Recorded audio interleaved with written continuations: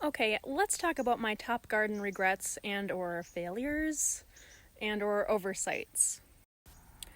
Number one, too big of a garden and only one person managing it.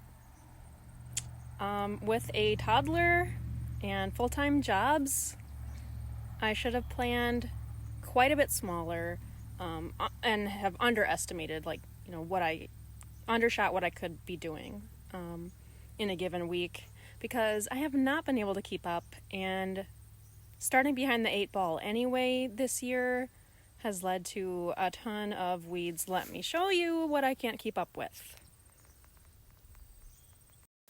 Number three, my potatoes that didn't grow because I read an article that you could just stick them in the ground and not have to wait until they developed eyes.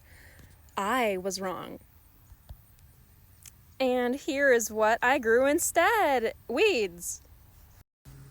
My next failure was not immediately mulching between the rows after I planted things because I never did have time to come back for some of these spots yet and put mulch through, and it put me so behind here, and I'll show you in my carrots and my lettuce and just how overtaken the whole area is, especially since this was lawn. I mean, like fresh seeded recently lawn before this. So here's what I have. Here I have my lettuce drowning in grass, and I just recently cleaned up these carrots, these 2 rows of carrots, and they were drowning in weeds and grass. So definitely not perfect. It's taken me hours to play catch up here. Whereas if I would have done some of this, grass clipping, mulching, I could have kept up with this a lot better. Failure or regret number 4, planting my tomato plants too close together.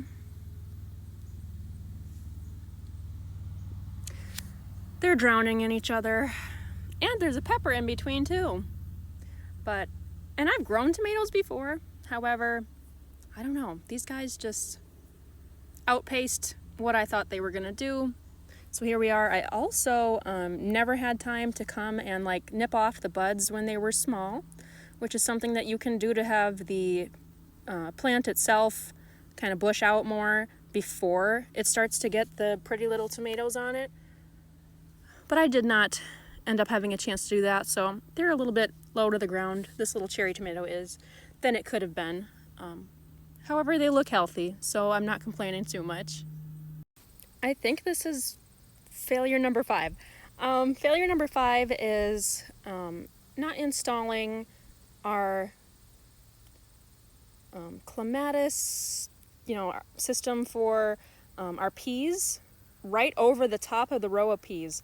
Let me tell you, it needed to be directly over the top of the peas. Let me show you.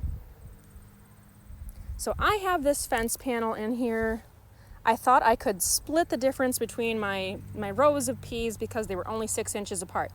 However, when I came out here last week, I ended up finding my peas were growing along the ground because they were not climbing up here. They were looking for whatever was closest, and this fence panel needed to be a lot closer right over the top of that row of peas than what I thought it needed to be. So I went through some painstaking work of breaking a couple of peas right off the ground because I couldn't see what I was working with, and threading these guys through myself. So they'll most likely be okay, but it could have been a lot better. And they actually look better already after me doing that just a few days ago.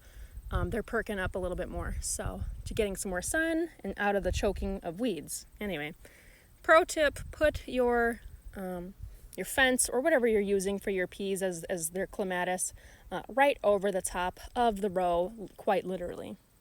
I think this is failure number 6, and that would be to not install my bird and pest deterrents right away. So my scarecrows type of thing.